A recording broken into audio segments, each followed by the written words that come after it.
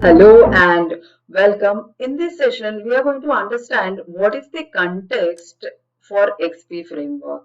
Like if you are having frequent delivery requirement, like if you have to deliver your product frequently and quality product, then you should think of implementing XP. And if the requirements are going to constantly change, like if the customer is going to come up with changes very frequently or continuously or constantly, then you should think of XP.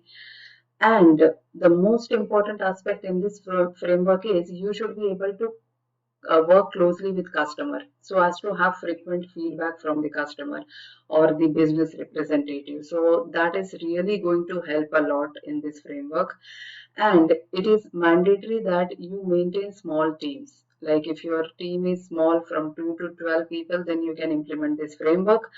And in the larger teams, like if the project is very large, if the teams are very large, then the best practice that the development teams they follow is they divide the teams into multiple small teams, and then they can implement these all frameworks in their teams. So the same applies to even Scrum framework also. And you should think of automating the test cases because that is really going to save a lot of time, and that will be the first level of effective testing that happens on the code.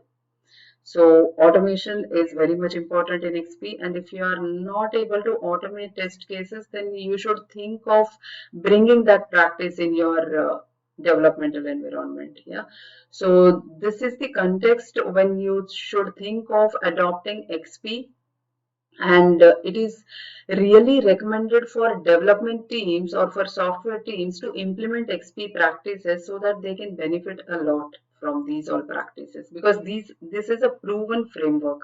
Even all other frameworks are proven frameworks. That is the reason industry has adopted these all frameworks, and they are implemented in projects.